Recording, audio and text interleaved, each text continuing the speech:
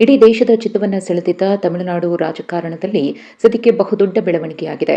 ಹೌದು, ಇತ್ತೀಚೆಗೆ ನಡೆದಂತಹ ತಮಿಳುನಾಡು ವಿಧಾನಸಭಾ ಚುನಾವಣೆಯಲ್ಲಿ ಕಾಲಿವುಡ್ನ ಸೂಪರ್ ಸ್ಟಾರ್ ನಟ ದಳಪತಿ ವಿಜಯವರ ತಮಿಳಗ ವೆಟ್ರಿ ಕಳಗಂ ಪಕ್ಷ 108 ಸ್ಥಾನಗಳನ್ನು ಗೆಲ್ಲುವ ಮೂಲಕ ಅತಿದೊಡ್ಡ ಪಕ್ಷವಾಗಿ ಹೊರಹೊಮ್ಮಿತ್ತು.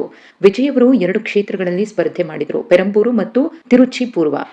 ಆದರೆ 108 ಸ್ಥಾನಗಳನ್ನು ಗೆದ್ದರೂ ಕೂಡ ವಿಜಯವರಿಗೆ ಸರ್ಕಾರ ರಚನೆ ಮಾಡುವುದಕ್ಕೆ ಮ್ಯಾಜಿಕ್ ನಂಬರ್ ಅಂದರೆ ಬಹುಮತ 118 ಸಿಕ್ಕಿರಲಿಲ್ಲ. ಹಾಗಾಗಿ ಸರ್ಕಾರ ರಚನೆಗೆ ದೊಡ್ಡ ತೊಡಕು ಎದುರಾಗಿತ್ತು.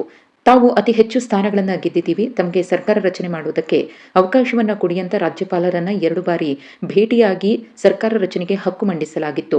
ಆದರೆ ತಮಿಳುನಾಡು ರಾಜ್ಯಪಾಲರಾದಂತಹ ರಾಜೇಂದ್ರ ಅರ್ಲೇಕರ್ ಅವರು ವಿಜಯವರಿಗೆ ಬಹುಮತವನ್ನ ತೋರಿಸಿ ನಂತರ ಸರ್ಕಾರ ರಚನೆಗೆ ಅವಕಾಶ ಮಾಡಿಕೊಡ್ತೀವಿ ಅಂತ ಹೇಳಿದ್ರು. ರಾಜ್ಯಪಾಲರ ನಡೆಗೆ ಸಾಕಷ್ಟು ಆಕ್ರೋಶ ಕೂಡ ವ್ಯಕ್ತವಾಗಿತ್ತು. ಯಾಕಂದ್ರೆ ಸರ್ಕಾರ ರಚನೆಗೆ ರಾಜ್ಯಪಾಲರು ಅವಕಾಶವನ್ನ ಸಾಂವಿಧಾನಿಕವಾಗಿ ಕೊಡಬೇಕಿತ್ತು. ಬಹುಮತವನ್ನ ಫ್ಲೋರ್ನಲ್ಲಿ ಸಾಬೀತು ಮಾಡ್ತಾರೆ, ಇಲ್ಲಿ ರಾಜ್ಯಪಾಲರು ವಿಳಂಬ ನೀತಿಯನ್ನ ಅನುಸರಿಸುತ್ತಿದ್ದಾರೆ ಅಂತ ಹೇಳಿ ಸಾಕಷ್ಟು ಮಂದಿ ಕಿಡಿಕಾರಿದ್ರು.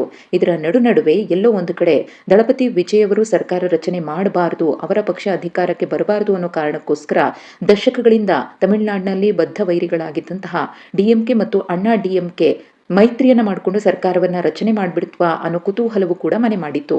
ಆದ್ರೆ ಈಗ ಅದೆಲ್ಲದಕ್ಕೂ ಫುಲ್ ಸ್ಟಾಪ್ ಬಿದ್ದಿದ್ದು ದಳಪತಿ ವಿಜಯವರು ತಮಿಳುನಾಡು ನೂತನ ಸಿಎಂ ಆಗಿ ಪ್ರಮಾಣ ವಚನ ಸ್ವೀಕರಿಸುವುದಕ್ಕೆ ಮುಹೂರ್ತ ಫಿಕ್ಸ್ ಆಗಿದೆ. ಹೌದು, ದಳಪತಿ ವಿಜಯವರು ಇದೀಗ ತಮಗೆ ಸರ್ಕಾರ ರಚನೆಗೆ ಬೇಕಾದಂತಹ ಬಹುಮತವನ್ನ ಪಡೆದುಕೊಂಡಿದ್ದಾರೆ ಅನ್ನೋದು ಗೊತ್ತಾಗ್ತಿದೆ. ಟಿವಿಕೆ ಪಕ್ಷದ ಬಳಿ 108 ಸ್ಥಾನಗಳಿತ್ತು. ಅದರಲ್ಲಿ ವಿಜಯ್ 2 ಕ್ಷೇತ್ರಗಳಲ್ಲಿ ಸ್ಪರ್ಧೆಯನ್ನು ಮಾಡಿರುವುದರಿಂದ 1 ಕ್ಷೇತ್ರಕ್ಕೆ ರಾಜೀನಾಮೆಯನ್ನ ಕೊಡಬೇಕಾಗುತ್ತೆ. ಹಾಗಾಗಿ 107 ಸ್ಥಾನಗಳಾಗುತ್ತೆ. ಈಗಾಗಲೇ ಕಾಂಗ್ರೆಸ್ ಟಿವಿಕೆಗೆ ಬೆಂಬಲ ಕೊಟ್ಟಿರುವುದರಿಂದ 112 ಸಂಖ್ಯಾಬಲವನ್ನು ಹೊಂದಿದ್ರು. ಇನ್ನು 6 ಸ್ಥಾನಗಳ ಕೊರತೆ ಇತ್ತು. ಇದೀಗ ವಿಜಯ್ ಅವರಿಗೆ ಬೆಂಬಲಿಸುವುದಕ್ಕೆ ವಿಸಿಕೆ, ಸಿಪಿಐ ಮತ್ತು ಸಿಪಿಎಂ ಮುಂದಾಗಿದ್ದು ವಿಜಯ್ 118 ಸಂಖ್ಯಾಬಲವನ್ನು ಹೊಂದಿದ್ದು ಸರ್ಕಾರ ರಚನೆ ಅತಿ ಶೀಘ್ರದಲ್ಲೇ ಆಗಲಿದೆ. ಹೌದು, ತಮಿಳುನಾಡಿನಲ್ಲಿ ಸರ್ಕಾರ ರಚನೆಗೆ ವಿಜಯ್ ನೇತೃತ್ವದ ಟಿವಿಕೆಗೆ ಸಿಪಿಐ ಬೇಷರತ್ತ ಬೆಂಬಲವನ್ನ ಅನೌನ್ಸ್ ಮಾಡಿದೆ. ವಿಸಿಕೆ ಕೂಡ ಟಿವಿಕೆಗೆ ಬೆಂಬಲವನ್ನ ಕೊಡುವುದಾಗಿ ರಾಜ್ಯಪಾಲರಿಗೆ ಪತ್ರ ಬರೆದಿದೆ. ಇವತ್ತು ಸುದೀರ್ಘ ಚರ್ಚೆಯ ನಂತರ ಎಡಪಕ್ಷ ಸಿಪಿಐ ಟಿವಿಕೆಗೆ ಬೆಂಬಲವನ್ನ ನೀಡಲು ನಿರ್ಧಾರ ಮಾಡಿದ್ದು ಬೇಷರತ್ತಾದ ಬೆಂಬಲ ಪತ್ರವನ್ನ ನೀಡಿದೆ ಅಂತ ಮಾಹಿತಿ ಲಭ್ಯವಾಗಿದೆ.